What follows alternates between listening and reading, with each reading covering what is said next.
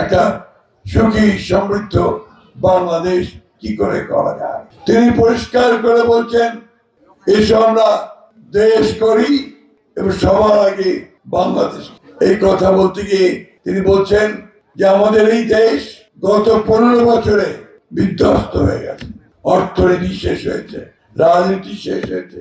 এই ধ্বংসস্তূপের মধ্য থেকে আমাদেরকে আবার নতুন করে বাংলাদেশ তৈরি করতে হবে।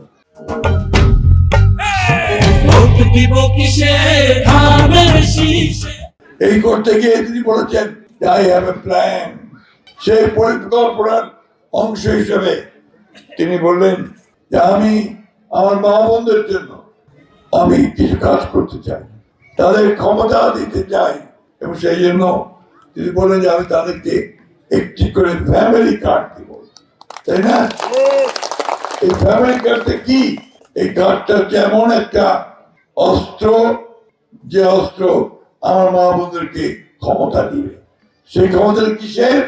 তিনি এই কার্ড দেখিয়ে তার নিত্য প্রয়োজনীয় জিনিসপত্র ন্যায্য মূল্যে কিনতে পারবেন এবং আর্থিক অনুদান পাবেন। এই কার্ড দেখে তার সন্তান বা তার কোনো অসুখ হলে তিনি হাসপাতালে চিকিৎসা পাবেন। মুয়াজ্জিমেরা আজান দেন, কিন্তু তারা বেতন পায় না, টাকা পয়সা পায় না।